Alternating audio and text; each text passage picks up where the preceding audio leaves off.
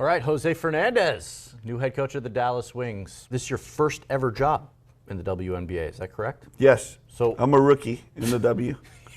Not a rookie in coaching, though. You did 25 years at South Florida, so why now? Why was this the right time to turn pro? Several reasons. I think being at a place for 25 years and our success in college, the growth of the WNBA, the change in landscape, in not only in women's college basketball, but college athletics. I was coaching professional sports in college, so why not make the leap to the WNBA and see the rise in what the W has created and what it's going to continue to create for years to come. We certainly have seen the college ranks feel more and more like AAA, right? Like semi-pro ball. Did that play a significant factor in your decision that if I'm going to be kind of having to deal with this, why don't I just deal with it at a professional level? It played a factor. I mean, for football, men's and women's basketball, you had to really adapt or die in the current landscape of Division I athletics.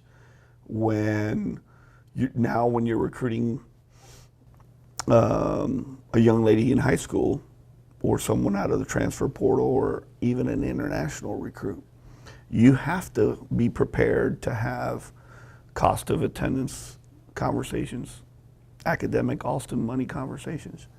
What opportunities are going to be provided with name, image, and likeness?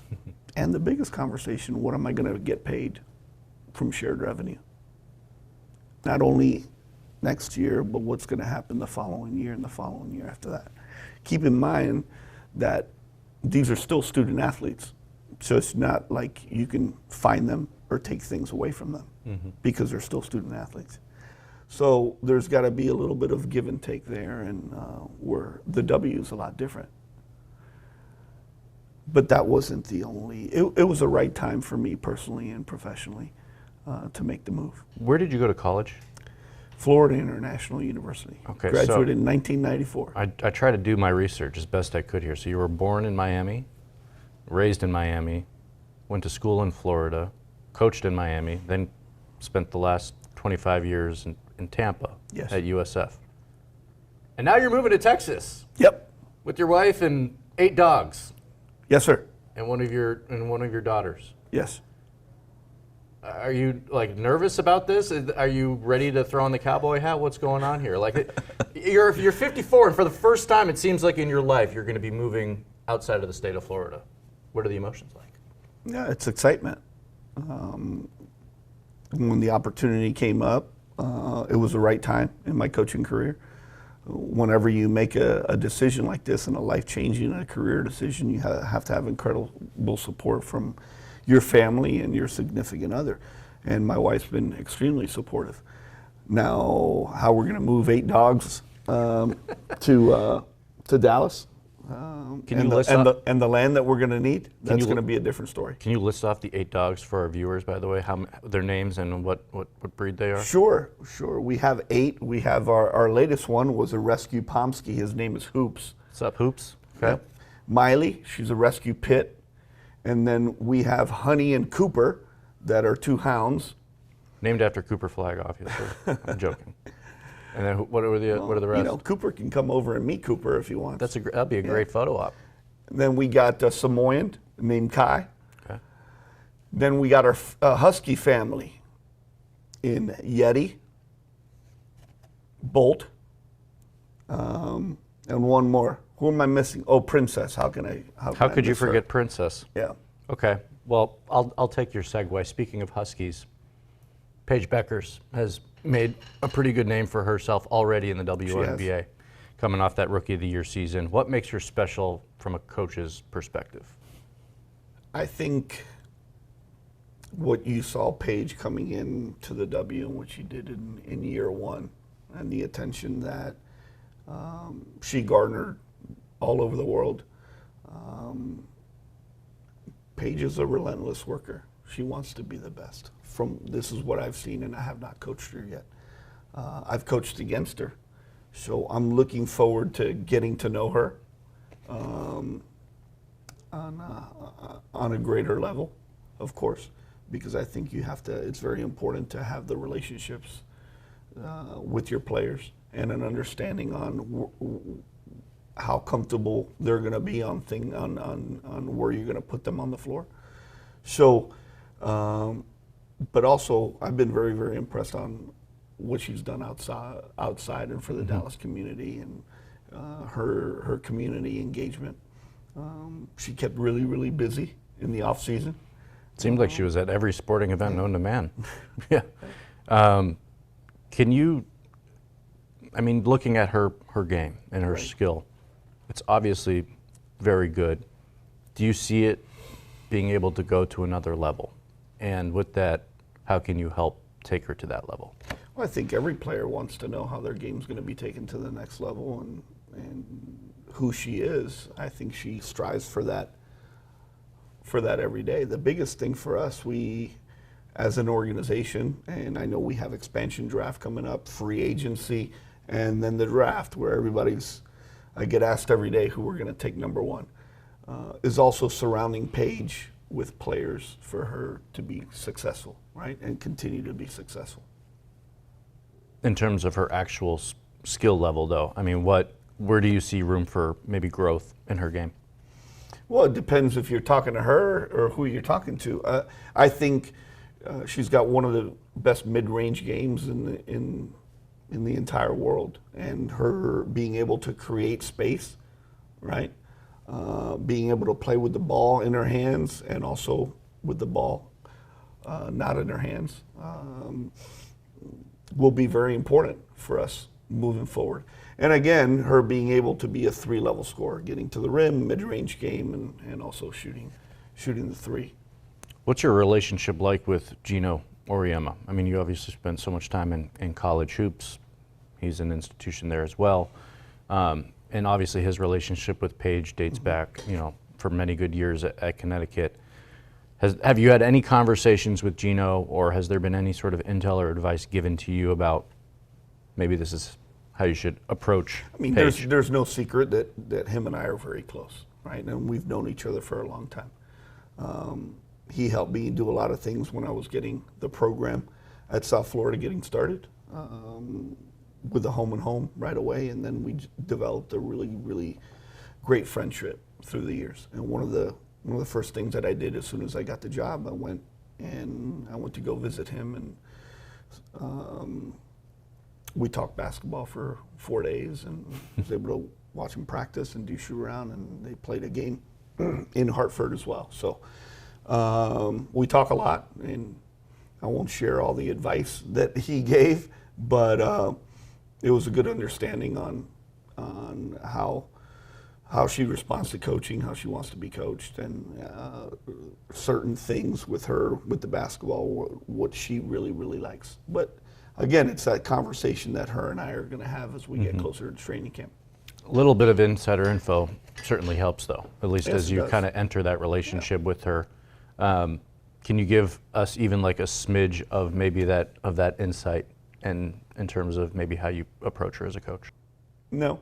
Can't give us anything? No, it's a secret. Why? Why is it a secret? We're gonna find out eventually, Yeah, right? you will. You'll find out. When does training camp start? April 19th. So you got what, 14 days to talk to me about it then. Okay. Well, your style of coaching is what? How would you kind of describe? Are you a rah-rah guy? Are you an up-tempo guy? What's from whether I think there's got to be a huge balance, right? I think it changes, and you got to adjust to the dynamic of your team and the personality of your team. That's very, very important. But I think just with anything, with successful organizations, it starts with communication, right? And making sure you have great communication and trust and relationship building with not only your staff, but the players that you're coaching. When you look at this roster, what are you most excited about? I'm excited about the versatility and the youth of it. But again, as we know, not only our roster, but the roster of many teams in this league are going to change through the expansion draft and free agency. Speaking of the draft, we're in the war room right now. We are. Less than 2 months until the WNBA draft. What type of player are you hoping the Wings can add to this roster with the #1 overall pick?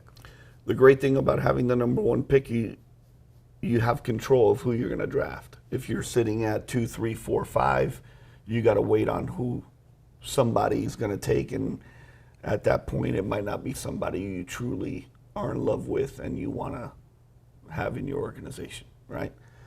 I think whoever we take #1 is going to be a great fit in the locker room, is going to be a great fit in our culture, in our standards, and in the way that we want to play. Who we're going to take, well, we have control of it, but it's going to also depend on who we get in free agency, and our needs are going to be at that time. So have you all decided who the pick is going to be, and you just don't want to even go down that road yet?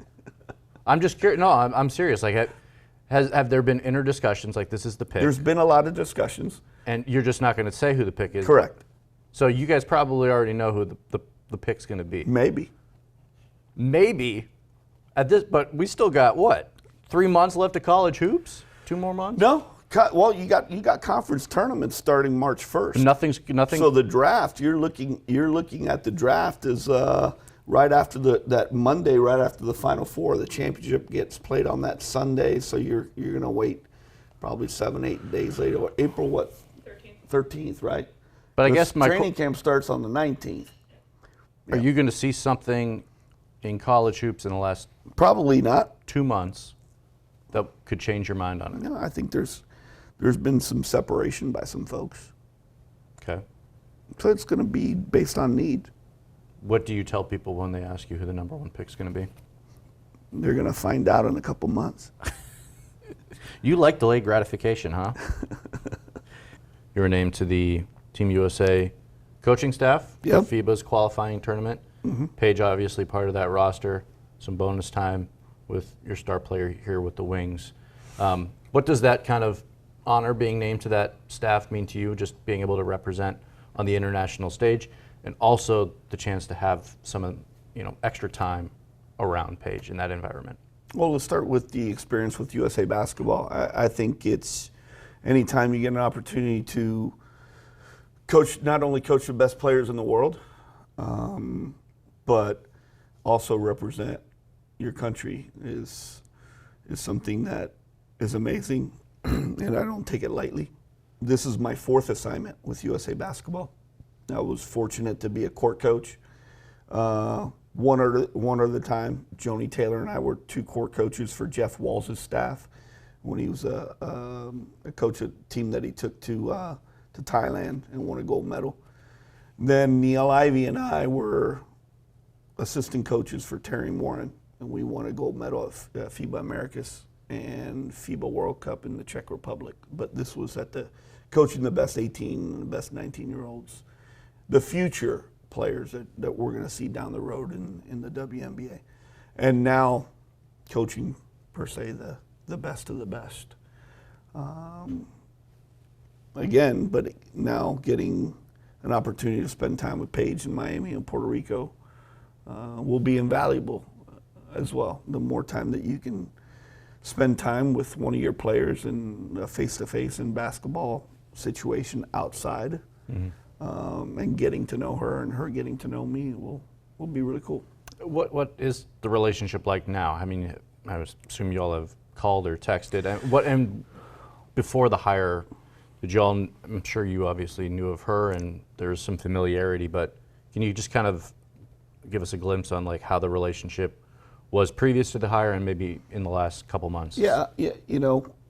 I talked to her before I got hired. I also talked to a couple other players before I got hired. And then after I got hired, you try and develop through phone conversations and text message, and keeping up to date with them, because we got players all over the place down at Unrivaled, at Athletes Unlimited, overseas. But Paige is really busy, so I've been down at Unrivaled and I see her. We text, but we haven't had an opportunity. We were able to see each other during USA camp in North Carolina and talk there a bit, but we haven't had a lot of time to spend together because I'm still in Tampa, I'm going back and forth Dallas, and she's been unrivaled in all the other responsibilities that she has. Coming to the WNBA now, obviously there's a bit of a dispute going on about pay and all that. Just sort of your thoughts on kind of where you think players should be compensated, and also the WNBA as a whole seems to be continue to grow and grow from a revenue perspective. So, what kind of excites you to be part of this, quote unquote rocket ship? I think the WNBA right now is in a meteoric rise. It's the best that the league's ever been in, and it's continuing to grow. I know you had to ask that question, but I can't answer. That's something that the presidents and owners and the players union and their attorneys, they're gonna figure out. And Does it make it nerve-wracking as a coach? it does, because there is an unknown Right. of what's going on, what's being said behind closed doors. But respectfully, as a coach, you have to let everything play out and see how everything's going to turn out. Are you fearful of lockout or anything along those lines?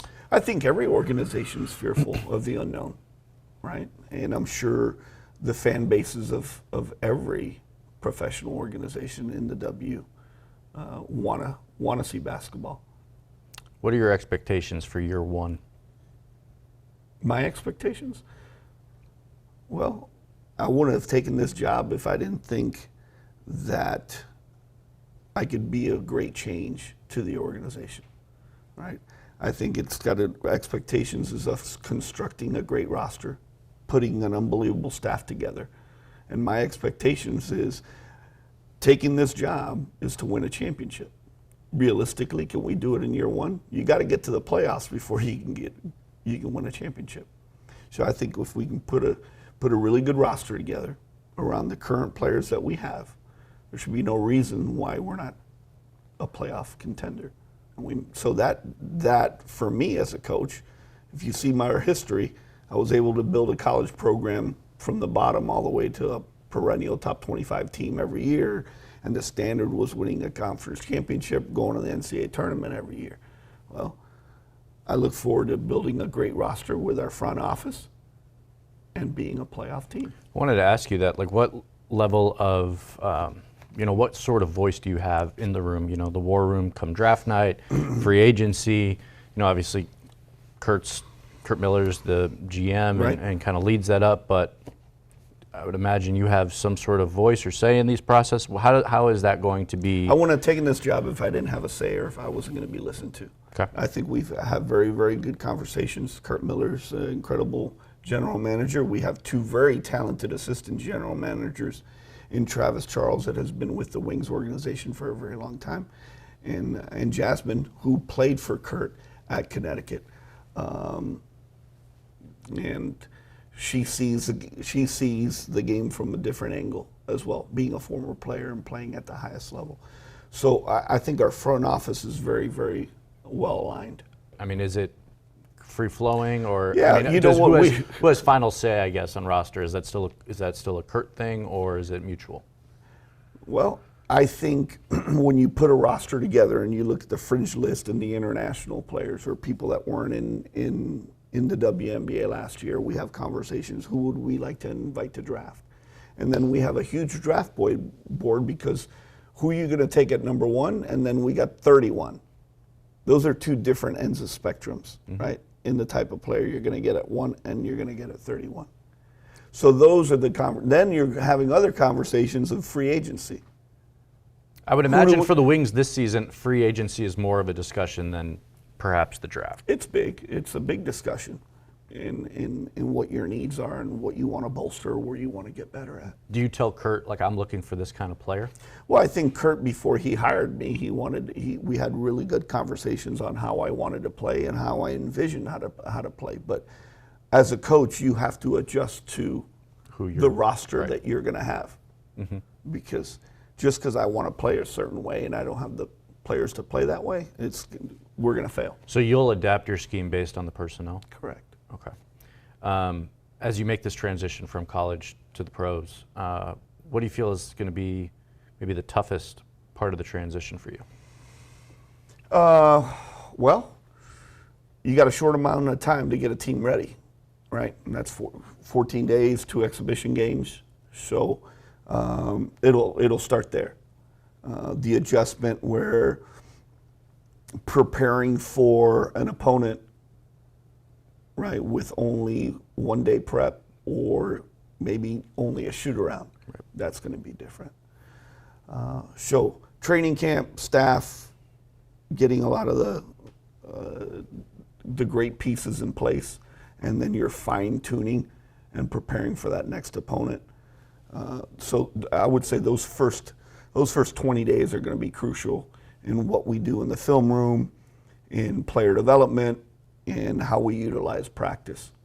I want to kind of transition a little bit, from the personal side of things. Obviously, being a coach at your level requires a lot of sacrifice and commitment from your family and those around you. If you could kind of just speak on, what they've meant to you along your journey, and you've been coaching for, three decades, something like that. So It's been a long time. yeah, how have they helped you kind of accomplish some of these goals? Well, I think you have to have incredible balance, right?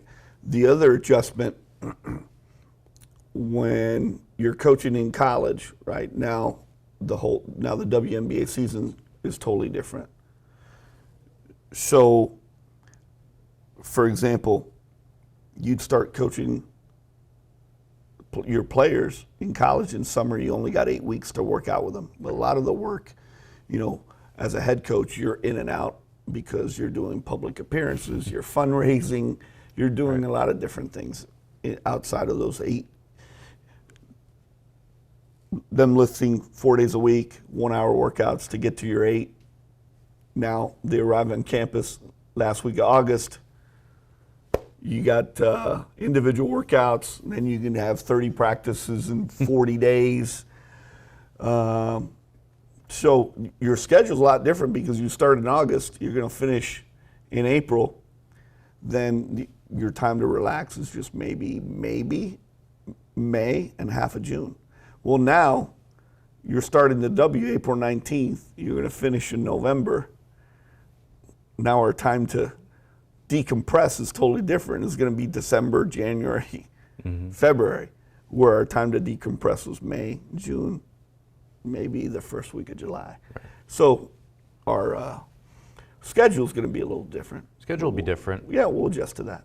But in terms of just, has your wife been the rock at home? She is. How has she kind of, played momager, I guess? You don't have 5 kids and, raise a family with 8 dogs, by accident. Yeah, it's understanding, it's balance, it's making sure that when I got home, spending time with the family, with the girls, with my wife, because that was a tough part in college. The amount of time, that Tanya and I had to spend with recruit dinners, with fundraising dinners, with appearances in Tampa, it's a lot different, right? I was constantly on the phone. So, and we had a big bulk of international recruiting. So think about the month of September. I would leave on a Wednesday, come back on a Sunday to Europe, be with my team at South Florida Monday, Tuesday, leave again. That was 4 straight weeks. I'd have to, at 2, 3 o'clock in the morning, stay up to call an international recruit because the only time you could catch them is right before they left to school. Because of the time 6-7 hour time difference. Yeah. So those things add up. Yeah. Those things add up. Yeah. But Tanya didn't miss many games. She was always on the team charter. And then Taylor came with us as well. So it was really, really neat. Now we have Brianna and Brooke are in Miami. Sydney still lives in Tampa. And Alex is out in Arizona. And so it's going to be your wife, and your youngest is moving. Well, Taylor is one of our daughters. She's special needs. So she will come to Dallas with us. And she will be with us throughout the entire season. We often hear of parents who have children with special needs, and it kind of, maybe opens their eyes to I certain, think it certain brings things. huge awareness, and we're very thankful for a lot of organizations in the Tampa Bay area that have been very supportive of Taylor. Publix supermarkets has been an unbelievable experience for her, and they're very, very supportive of children and adults with special needs. And the Vinnick Sports Group and the entire USF community has been great with Taylor. She a Paige Bueckers fan? Oh, huge. Well, I'll tell you a quick story. So, her favorite coach is Gino Arriema. Outside of when she's around me, I'm her favorite coach. So one year, I don't know, I got home and Tanya tells Taylor, "Hey, guess who won Coach of the Year this year? Just got announced." Taylor goes, "Huh, Gino?" Tanya goes, "No, Gino didn't win it. Jose won it." She looked at me and she goes, "You won co-coach then?" True story. So she got a lot of respect for Gino Arriema as well. Yeah, and he's been, they're best buds. The last question for you is, what would be your message to, Wings fans who are, kind of eager to see a winner, to see a playoff team? I think our players are going to play with great joy, great enthusiasm. They're going to be great representatives of the organization, be involved in the community. They're going to play with great passion. There's not going to ever be a reason for anyone to think that, hey, they just didn't play hard, they didn't compete tonight. Jose Fernandez, first year WNBA coach. Thank you. Thank you. We'll see you out there on the court. Sounds good. I'll see you at training camp. All right. So I can finally see what the secrets are here. Sounds good. The secret sauce to coaching Paige. We'll find out too. Thanks, Jose. You got it. Appreciate it, man.